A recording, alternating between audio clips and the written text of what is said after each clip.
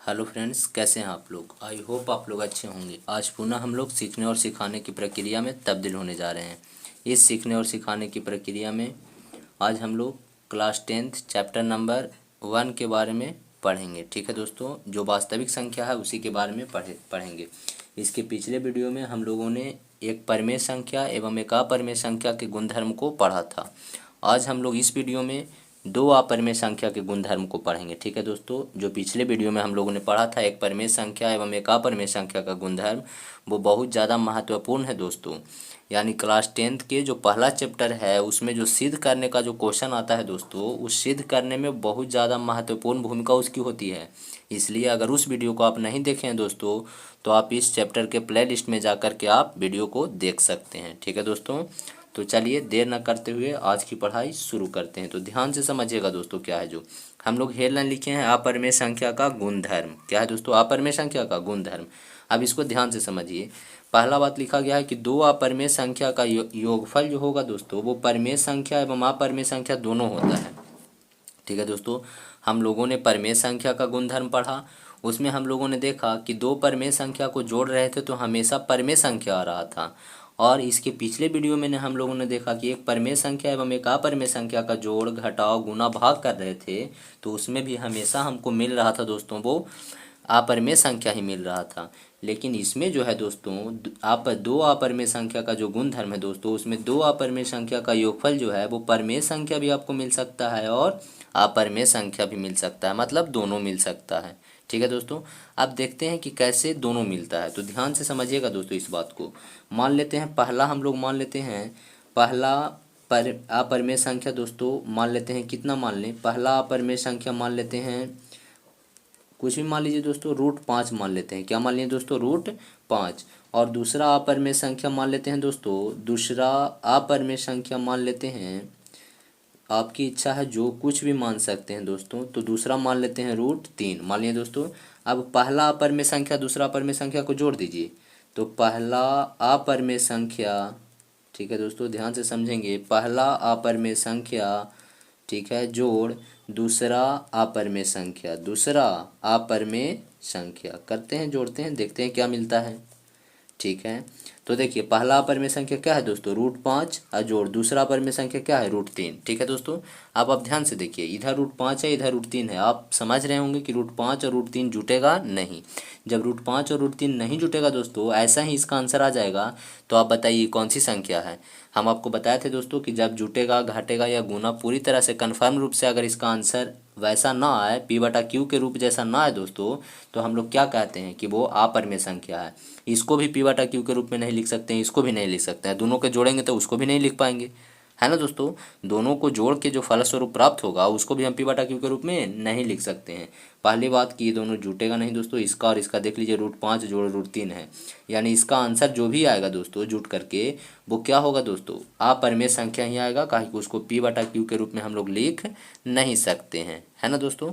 तो चलिए, यानी कि क्या इससे हम क्या सीखे, इससे हमको यही सीख मिला दोस्तों कि दो अपरिमेय संख्या का जो हम लोग क्या योगफल जो मिला हम लोग को दोस्तों, वो क्या मिल गया। तो दो अपरिमेय संख्या का जो योगफल है दोस्तों, वो हम लोग को क्या मिल गया, ये क्या मिला दोस्तों, अपरिमेय संख्या ही है। ये पूरा क्या है दोस्तों, अपरिमेय संख्या। यानी हम लोग एक चीज़ तो जान गए कि दो अपरिमेय संख्या का योगफल अपरिमेय संख्या होता है।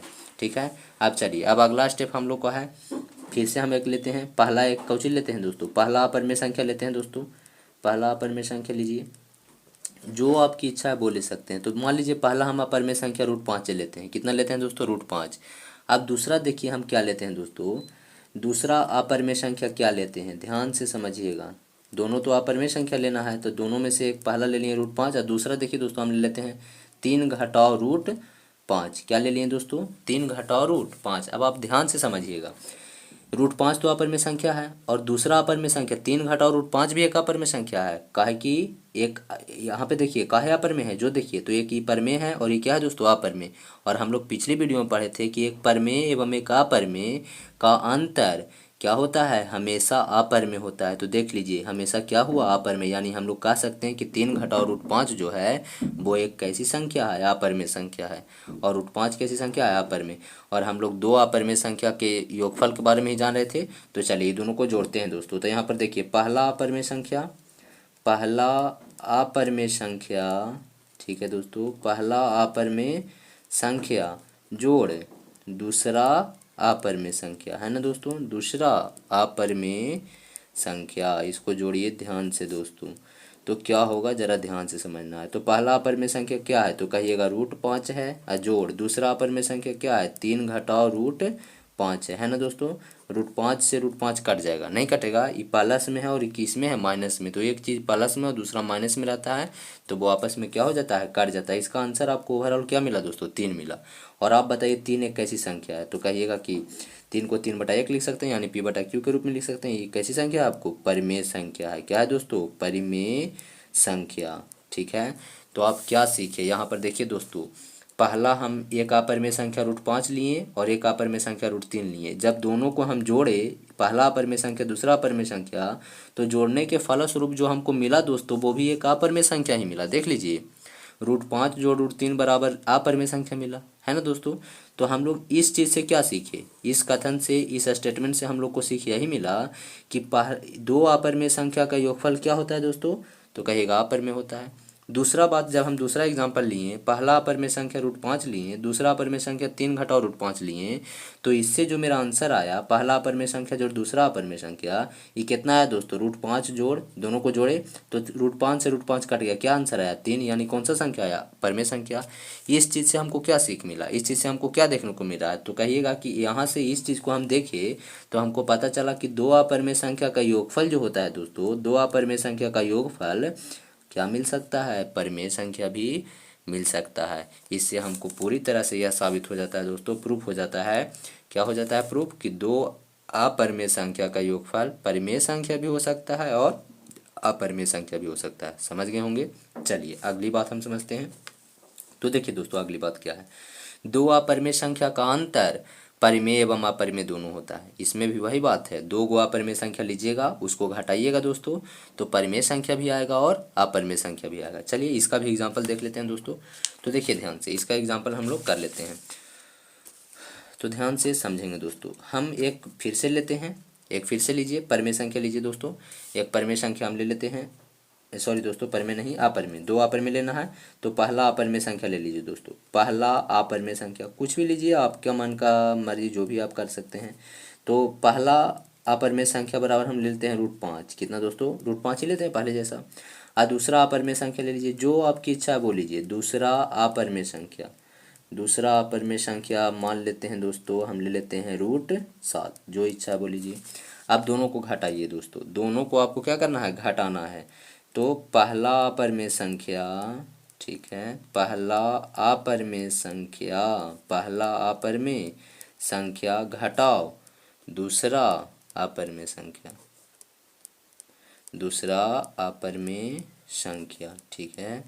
चलिए पहला अपरिमेय संख्या क्या है, देखिए √5 है, और घटाओ क्या है दोस्तों, √7। अब इसको देखिए, √5 का जो भी आएगा उसको P/Q के रूप में नहीं लिख सकते हैं, और √7 का जो भी है उसको भी हम, √7 का जो भी हम लोग लिखेंगे अंक के रूप में, दशमलव के रूप में, तो उसको भी हम P/Q के रूप में नहीं लिख सकते हैं। और जब इसको भी P/Q के रूप में नहीं लिख सकते हैं, इसको भी नहीं लिख सकते हैं, तो इससे जो घटा करके आएगा दोस्तों, उसको भी हम नहीं लिख पाएंगे P/Q के रूप में। यानी कि ये आपको कैसी संख्या मिल गया, √5 घटाओ √7 कैसी संख्या मिल गया, तो कहिएगा अपरिमेय संख्या मिला। कैसी संख्या दोस्तों, अपरिमेय संख्या। कैसी संख्या मिला, अपरिमेय संख्या, ठीक है। यानी इस चीज़ से हमको यही पता चला कि एक अपरिमेय संख्या, एक और अपरिमेय संख्या, यानी दो अपरिमेय संख्या को यदि हम घटाएंगे तो मेरा जो आंसर आएगा दोस्तों, वो भी क्या आएगा, अपरिमेय संख्या ही आएगा। क्या आएगा, अपरिमेय संख्या ही। चलिए आगे हम लोग समझते हैं दोस्तों। अगला हम लोग लिखते हैं, एक फिर से एक हम लोग ले लेते हैं, पहला अपरिमेय संख्या, एक और अपरिमेय संख्या लेते हैं दोस्तों। तो ध्यान से समझेंगे, एक अपरिमेय, पहला अपरिमेय संख्या बराबर हम ले लेते हैं कितना दोस्तों, कुछ भी ले लीजिए आपकी इच्छा, जैसे √5 ही लेते हैं, ठीक है। अब ऐसा मत समझिए कि हर बार √5 के लिए ऐसा हो जा रहा है, सबके लिए ऐसा ही होगा, आपको जो इच्छा है वो लीजिए, ठीक है, हम अपनी इच्छा से ले रहे हैं। दूसरा अपरिमेय संख्या ले लेते हैं दोस्तों, दूसरा अपरिमेय संख्या, क्या लेंगे दोस्तों, दूसरा अपरिमेय संख्या, ठीक है। ध्यान समझिए, इसको हमको दूसरा अपरिमेय संख्या लेना है, तो हम ले लेते हैं दोस्तों, कितना ले लें, √5 जोड़ 10 ले लेते हैं। कोई दिक्कत है दोस्तों इसमें, √5 जोड़ कितना, 10 ले लिए। चलिए अब क्या हो जाएगा, तो आप दोनों को हमको क्या करना है, घटाना है दोस्तों। तो घटाइए, पहला अपरिमेय संख्या को घटाइए, लिखेंगे पहला अपरिमेय संख्या, पहला अपरिमेय संख्या, ठीक है दोस्तों, घटाओ दूसरा अपरिमेय संख्या, दूसरा अपरिमेय संख्या। चलिए, पहला अपरिमेय संख्या कितना है दोस्तों, √5, घटा दीजिए, कितना कितना घटाना है, तो √5 जोड़ 10 को घटाना है। अब एक तो और सीख लीजिए दोस्तों, हम धीरे धीरे जो मैथ का जो बेसिक होता है दोस्तों, पूरे को हम धीरे धीरे बताते चलेंगे आपको। तो देखिए, ये √5 है, घटाओ √5 जोड़ 10, मतलब हम इसके बाद घटाओ था, उसके बाद हम क्या दिए, ब्रैकेट दिए। ऐसा कब करते हैं दोस्तों, तो ऐसा तब करेंगे, हर एक चीज़ में ऐसा करेंगे। गुना भी करना होगा तो यहाँ पर हम इसको घेरेंगे, कब दोस्तों, जब एक से ज़्यादा अंक रहेंगे, जैसे √5 भी है और 10 भी है, ये दोनों को इसमें से घटाना है, ना कि सिर्फ इसमें से एक को। तो जब एक से अधिक चीज़ें आएंगी, 3 गो रहता है, 4 गो रहता है, 5 गो, तो इस सब को घेर देंगे और उसके बाद इधर कोई चिन्ह देंगे। प्लस में तो दिक्कत नहीं होता दोस्तों, अगर जोड़िएगा तो जोड़ने में दिक्कत नहीं होता इससे, लेकिन घटाव में, गुना में, ये सब में दिक्कतें हो जाएंगे दोस्तों। इसलिए गुना रहे, भाग रहे या घटाव रहे, एक से ज़्यादा चीज़ को घटाना होगा किसी चीज़ में से, तो हम बीच में क्या देते हैं, घटाव का चिन्ह दे देते हैं। समझे दोस्तों, तो इस तरह से आप इस चीज़ को समझ सकते हैं। तो चलिए, इसको क्या लिख सकते हैं, आप लिख सकते हैं √5 घटाओ √5, और फिर से घटाओ कितना दोस्तों, 10 होगा ना। अभी से ये क्या हो जाएगा, कट जाएगा, मेरा आंसर क्या आ जाएगा, -10 आएगा ना दोस्तों।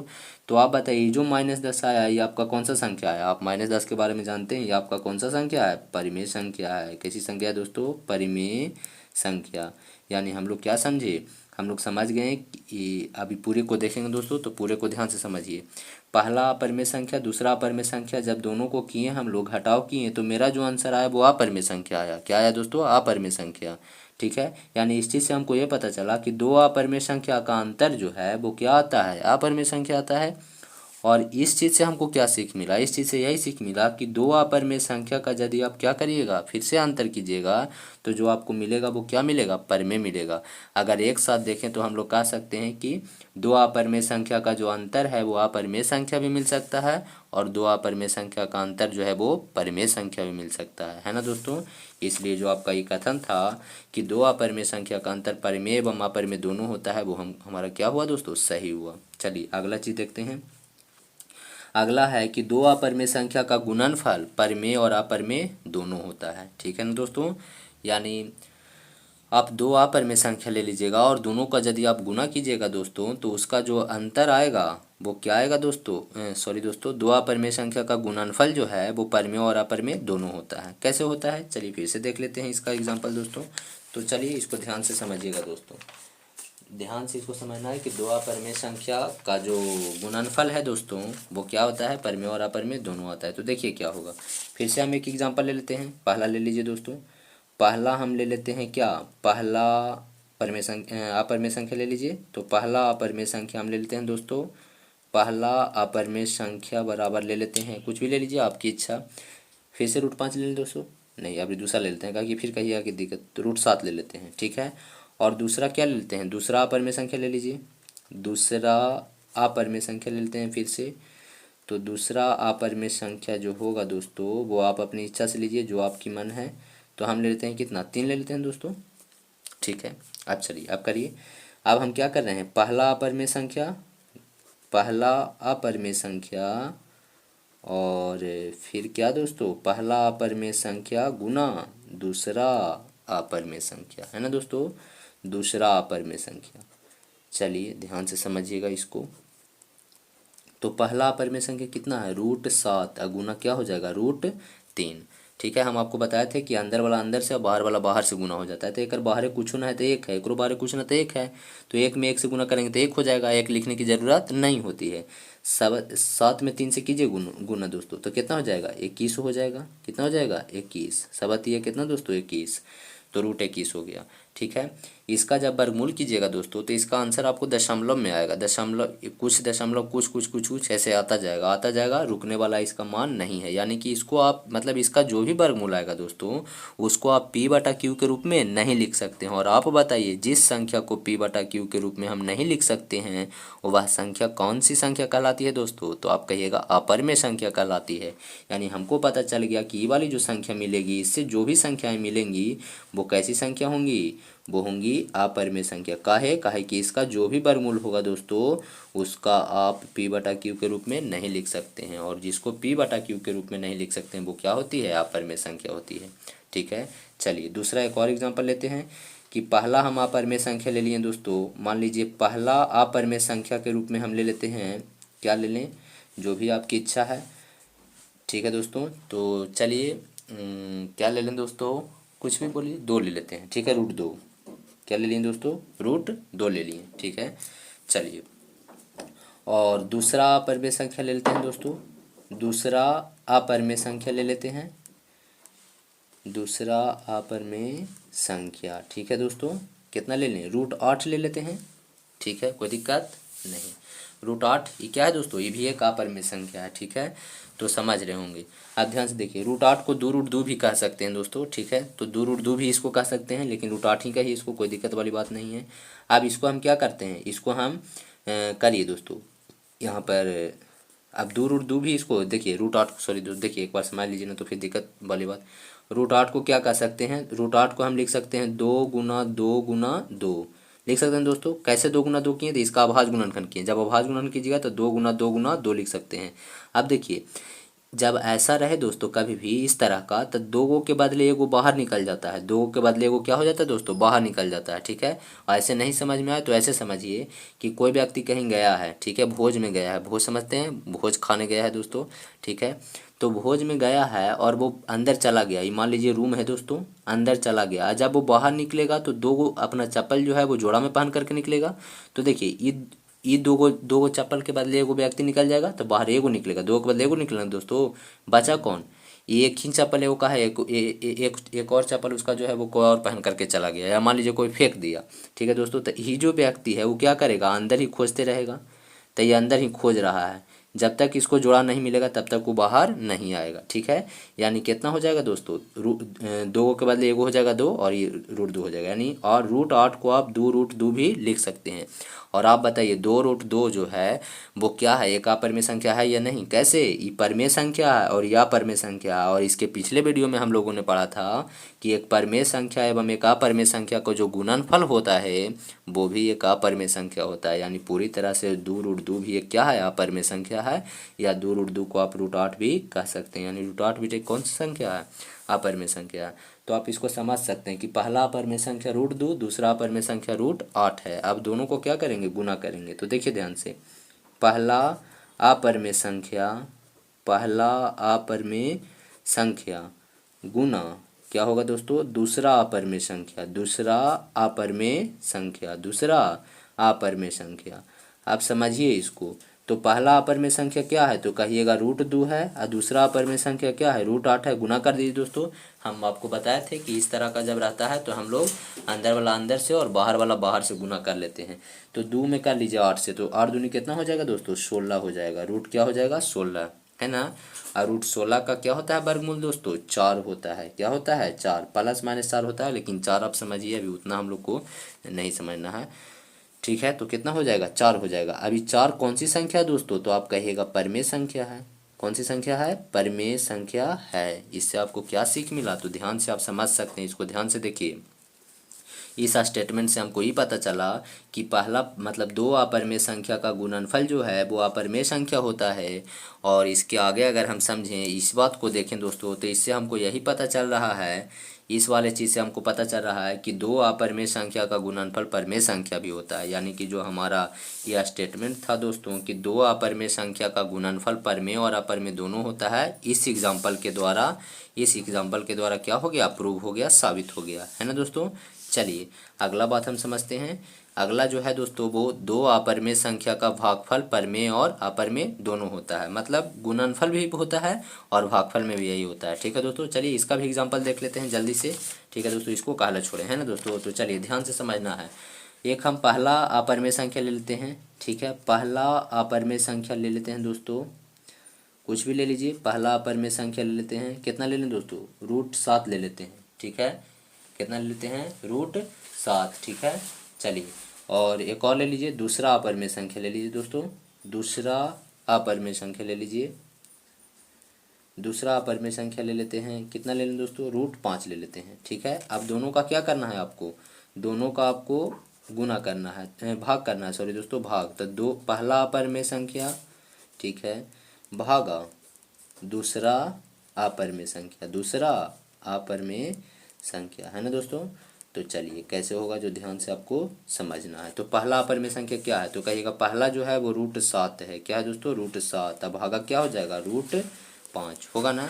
√7 में √5 से भागा देंगे दोस्तों, तो इसका भी भागा नहीं होगा। क्या हो जाएगा, √7 बटा कितना हो जाएगा दोस्तों, √5। इतना ही इसका आंसर हो जाएगा। कैसे ही हुआ, तो √7, इसको देखिए दोस्तों फिर से समझ जाइए। देखिए इधर हम समझाते हैं। √7 जो है, √7 हो जाएगा, गुना को भागा में बदलिएगा तो 1 बटा क्या हो जाएगा, √5। तो अब गुना कर दीजिए, √7 में 1 से तक क्या हो जाएगा दोस्तों, √7 बटा √5 में 1 से तक क्या हो जाएगा, √5। यानी हम लोग कहेंगे कि इसका क्या आंसर हो जाएगा, √7 बटा √5। और बताइए √7 बटा √5 जो है वो कौन सी संख्या होगा दोस्तों, ये भी अपरिमेय संख्या होगा। कहिएगा कैसे अपरिमेय संख्या है, तो ध्यान से समझिए कैसे। जो √7 क्या है दोस्तों, √7 जो है वो आपका, इसका जो भी वर्गमूल आएगा उस दशमलव में आएगा दोस्तों, और उस चीज़ को आप p/q के रूप में नहीं लिख सकते हैं। इसके भी वर्गमूल को p/q के रूप में नहीं लिख सकते हैं। तो बताइए इस दोनों के वर्गमूल को p/q के रूप में आप नहीं लिख सकते हैं, तो क्या ये दोनों को भागा देंगे और भागा देने के पश्चात जो आएगा उसको आप p/q के रूप में लिख सकते हैं, नहीं लिख सकते हैं। ठीक है दोस्तों। तो चलिए, यानी इससे हमको पता चला कि अपरिमेय संख्या है। चलिए अगला एग्जांपल देख लीजिए। पहला अपरिमेय संख्या ले लेते हैं दोस्तों, पहला अपरिमेय संख्या ले लेते हैं। पहला अपरिमेय संख्या ले लीजिए, क्या ले लेते हैं दोस्तों, ले लेते हैं आपका, कितना ले लें दोस्तों, कुछ भी ले लीजिए, ठीक है ना। तो मान लेते हैं कि कुछ भी ले लीजिए, मान लेते हैं रूट कितना ले लें दोस्तों, 10 ले लेते हैं, ठीक है, 10 ले लीजिए, ठीक है। दूसरा अपरिमेय संख्या ले लीजिए दोस्तों, दूसरा अपरिमेय संख्या ले लेते हैं, दूसरा अपरिमेय संख्या, ठीक है दोस्तों। कितना ले लें, √10 ही ले लीजिए, ठीक है, √10 ही ले लीजिए। जो आपकी इच्छा है, जैसी आपकी इच्छा है वैसा आप कर सकते हैं इसको, ठीक है दोस्तों। और चाहे आप ऐसा नहीं करेंगे तो ऐसे इसको कर दीजिए, इसको 80 कर दीजिए। कितना कर दीजिए दोस्तों, 80, ठीक है। और इसको √5 कर दीजिए। कितना कर दीजिए, √5। थोड़ा सा दिमाग यहाँ पर लगाना होता है दोस्तों कि क्या हम ले ताकि क्या आ जाए, परिमेय आ जाए, काहे कि हमको परिमेय लाना है, ठीक है। तो चलिए अपरिमेय संख्या और परिमेय संख्या को भाग दीजिए, मतलब √80 भागा कितना कर दीजिए दोस्तों, √5 कर दीजिए, है ना। √80 भागा क्या करना है, 5 करना है। तो करिए क्या हो जाएगा, √80 भागा 5 को हम ऐसे लिख सकते हैं, ठीक है, √80, और इसको गुना में करेंगे तो 1 बटा √5, यानी क्या हो जाएगा, 80 बटा √80 बटा 5 है। इसको आप क्या कर सकते हैं, पूरा पर ऐसे कर दीजिए, ठीक है। 16 पचे क्या हो जाएगा दोस्तों, 80, यानी रूट क्या हो जाएगा, 16। और आप बताइए √16 का कितना वर्गमूल हम आपको बताए थे, 4। और आप बताइए 4 कैसी संख्या है, तो कहिएगा 4 एक परिमेय संख्या है ना दोस्तों। तो इस तरह का जो ये स्टेटमेंट था दोस्तों, इससे क्या पता चलता है, इससे यही पता चलता है कि दो अपरिमेय संख्या का भागफल जो है वो अपरिमेय संख्या आएगा, और दो अपरिमेय संख्या का जो भागफल है दोस्तों वो परिमेय संख्या भी आता है ना दोस्तों। तो उम्मीद करते हैं आपको अच्छे से समझ में आया होगा, ठीक है दोस्तों। तो आज के लिए इतना ही, फिर मिलेंगे हम लोग नए वीडियो के साथ, तब तक के लिए धन्यवाद दोस्तों।